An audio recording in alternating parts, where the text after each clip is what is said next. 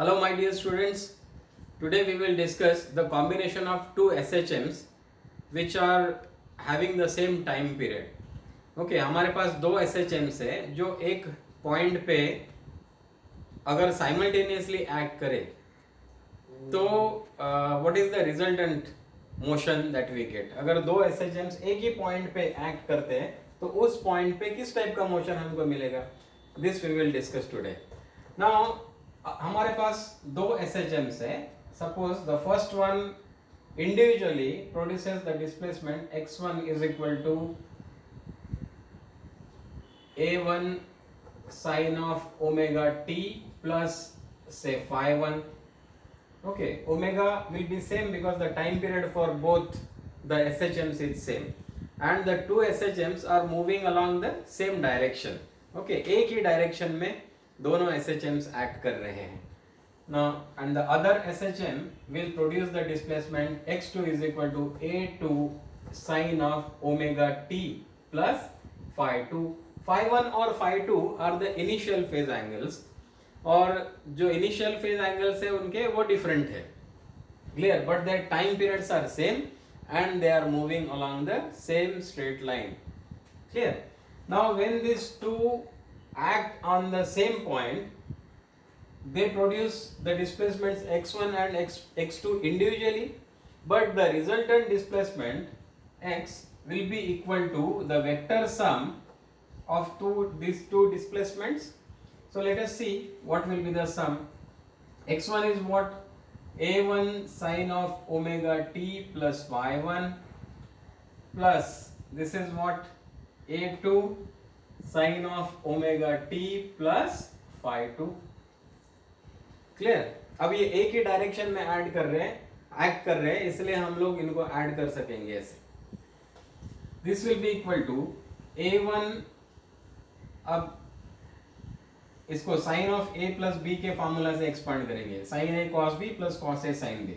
So this will be a1 sin omega t into cos of phi 1 plus a1, या थोड़ा और clear होने के लिए मैं इनको सेपरेट ही लिखता हूं अभी फिलहाल. तो a1 ये क्या हो जाएगा? Sine of omega t cos of phi 1, okay, plus cos of omega t sin of phi 1 plus इसको एक्सपांड करेंगे similarly. This will be equal to what? a2 into sine omega t cos of phi 2 plus cos of omega t into sin of phi 2. Okay, इसको हम लोग ये a1 और a2 जो bracket के बाहर है इसको हम लोग सिंप्लीफाई कर लेंगे. तो this will be a1 sin omega t cos of phi 1 plus a1 cos of omega t sin phi 1 plus a2 sin omega t cos of phi 2 plus a2 cos of omega t into sin of phi 2. Okay, हमने simply इसको expand किया है. ये sine of a plus b, sine of a plus से c plus a plus d, इस फॉर्मूले को expand किया है. Then see now what we get. अब इसमें अगर देखेंगे तो a1 भी कांस्टेंट है, phi 1 भी कांस्टेंट है. तो ये a1 cos phi 1 ये तो कांस्टेंट ही टर्म हो गया. इसमें वेरिएबल है सिर्फ ये ओमेगा t, मतलब ये टर्म वेरिएबल है. अब ये किस किस में? साइन ओमेगा t यहाँ पे और यहाँ भी साइन ओमेगा t है. तो क्या करेंगे? ये दो टर्म्स को कंबाइन कर देंगे. सो this will be a1 sin omega t, a1 cos of phi 1, a1 cos of phi 1, this one, plus यहाँ पे क्या है? a2 cos of phi 2, a2 cos of phi 2 into what is the common term here? Sin of omega t, clear, plus अब यहाँ पे देखिए a1 sin of phi 1 a2 sin of phi 2 ये दोनों कांस्टेंट टर्म्स हैं. और variable cos of omega T दोनों में कांस्टेंट है, कॉमन है, इसलिए हम लोग क्या करेंगे, a1 sine of phi one plus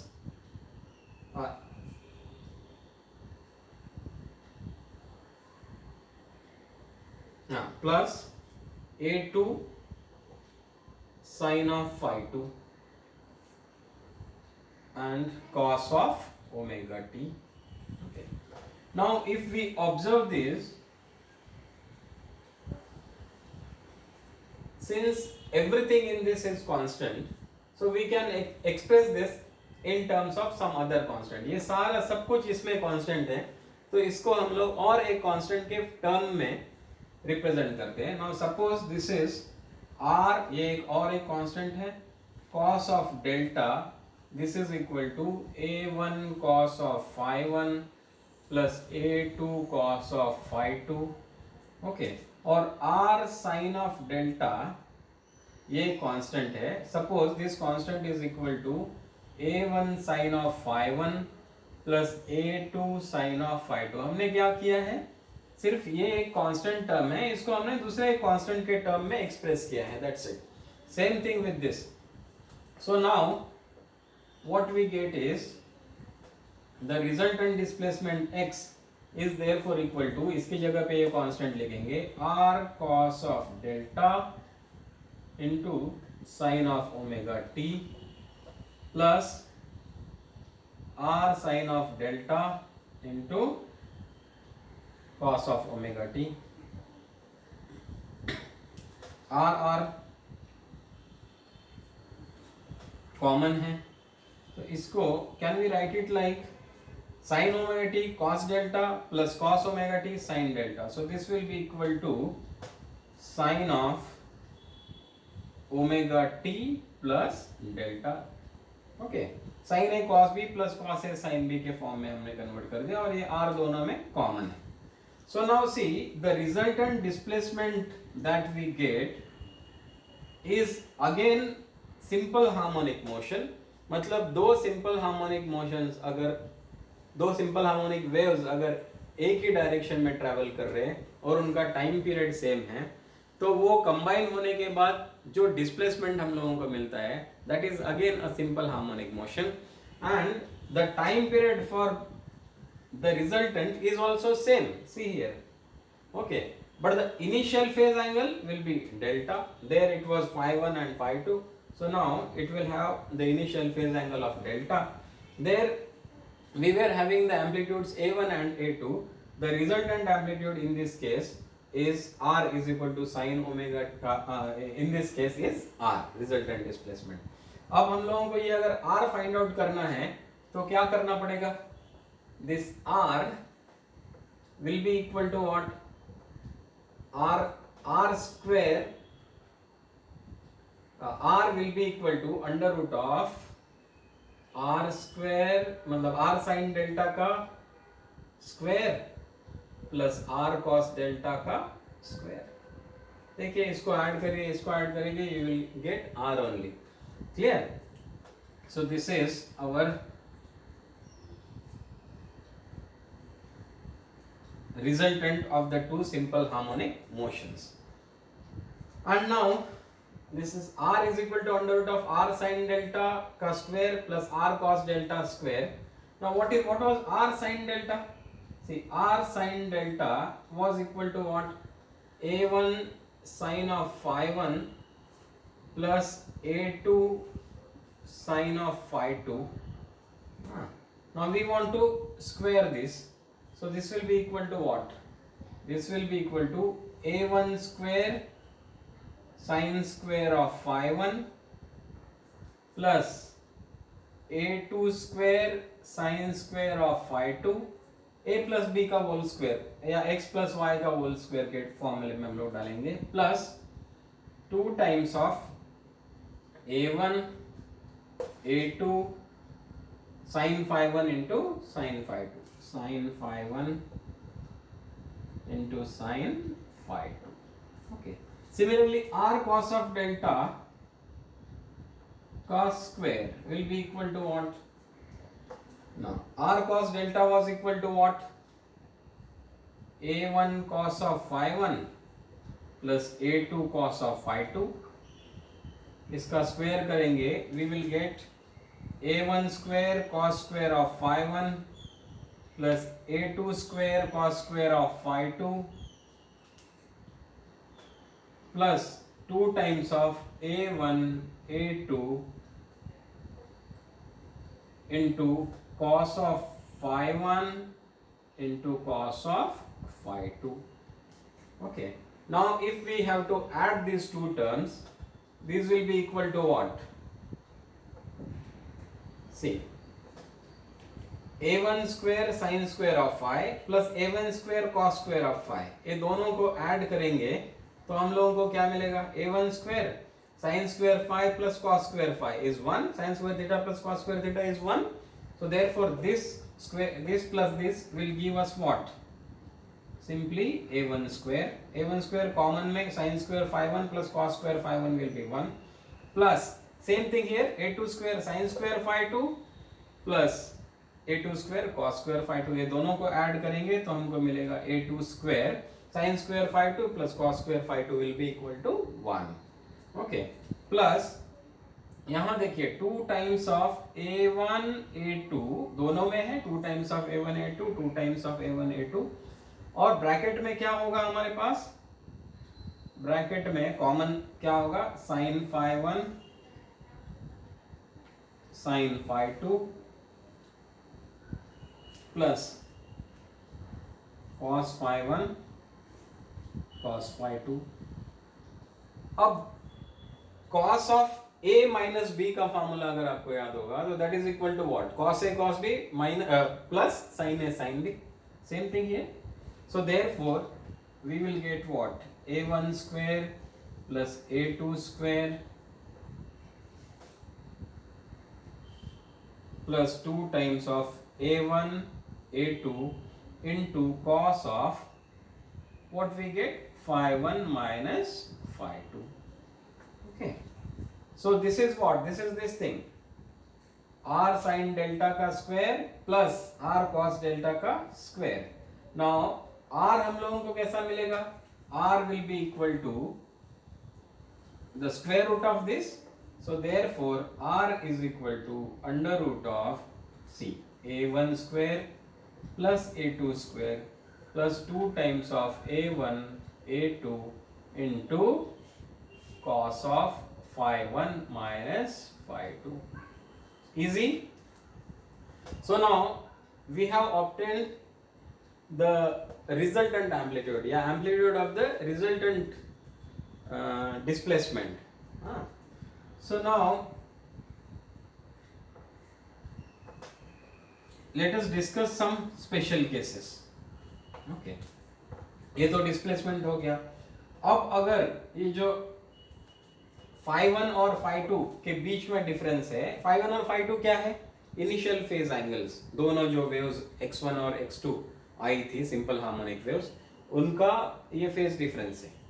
so now if these two waves या two simple harmonic motions are in phase with each other, मतलब if phi 1 is equal to phi 2, okay, इसी को हम लोग बोलते हैं they are in phase with each other. तो मतलब phi 1 minus phi 2 will be equal to what? 0. Okay, therefore phi 1 minus phi 2 will be equal to 0. अब cos of 0 is equal to 1, therefore your r will be equal to under root of a1 square plus a2 square plus 2 times of a1 a2. Okay, अब ये किस चीज का formula है? This is equal to under root of a1 plus a2 whole square. So therefore r is equal to plus or minus a1 plus a2. Clear? Now if the two SHMs which are coming at the same point, they are having the same amplitude. Okay, मतलब if a1 is equal to a2, then r will be equal to what? r will be equal to plus or minus, ये दोनों same है, so this will be equal to 2 times of a. So resultant displacement जो मिलेगा या resultant amplitude हमको जो मिलेगा, that will be twice the amplitude of the individual SHMs. Clear? So ये तो हो गया हमारा first case if the two SHMs are in phase with each other, मतलब phi 1 is equal to phi 2. Clear? Now अगर ये दोनों out of phase हैं, out of phase मतलब उनमें phase difference है, they are not in phase. If the two SHMs are 90 degrees out of phase, okay, मतलब they are out of phase by pi by 2 radians. उस case में phi 1 minus phi 2 will be equal to what? Pi by 2. So phi 1 minus phi 2 is equal to pi by 2. Now cos of pi by 2 will be equal to 0. So therefore entire this thing will be equal to 0. Therefore r is equal to under root of a1 square plus a2 square plus 0. So this will be equal to under root of a1 square plus a2 square. But if a1 is equal to a2 which is equal to a, मतलब अगर इनका amplitude same होता, then your r will be equal to under root of 2a square. So this is equal to under root 2 into a. So this would have been the resultant amplitude, amplitude of the resultant motion. Clear? So this is the second case. Now instead of pi by 2, suppose they are 180 degrees out of phase with each other, मतलब they are out of phase by pi radians. अब pi radians से अगर out of phase है तो phi 1 minus phi 2 is equal to pi.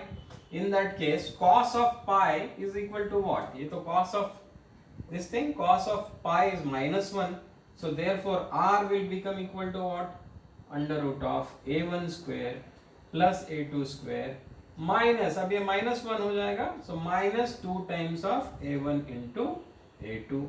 So this is equal to under root of a1 minus a2 का square, a square a1 square plus a2 square minus 2 times of a1 a2. Clear? So this will be equal to modulus of a1 minus a2. मतलब इसका जो magnitude है वो कितना होगा? ये a1 और a2 के बीच का जो डिफरेंस है वो होगा. Now if the amplitudes were equal, तो a1 is equal to a2 is equal to a अगर होता, in that case r will be equal to what? 0. These are different possibilities, okay, that we have taken. So ये क्या है? ये हमको मिल गया resultant amplitude. Clear? अब resultant amplitude मिला, अब ये जो हम लोगों को initial phase angle delta resultant motion का मिला है, ये हमको फाइंड आउट करना जरूरी है. हम लोग जानते हैं कि r sine of delta was equal to what? a1 sine of phi 1 plus a2 sine of phi 2. Okay, similarly r cos of delta was equal to what? a1 cos of phi 1 plus a2 cos of phi 2. So therefore इसका अगर ratio लेंगे तो r तो cancel हो जाएगा. sin delta upon cos delta is tan of delta. This is equal to a1 sin of phi 1 plus a2 sin of phi 2 upon a1 cos of phi 1 plus a2 cos of phi 2. So therefore delta is equal to tan inverse of this entire thing, that is a1 sin of phi 1 plus a2 sin of phi 2 upon a1 cos of phi 1 plus a2 cos of phi 2.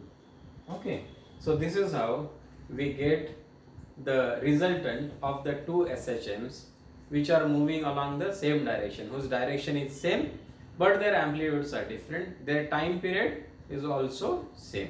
Okay, so this is how we get the combination of the two linear SHMs at a point. Okay, I hope you have understood it completely. Thank you very much for watching.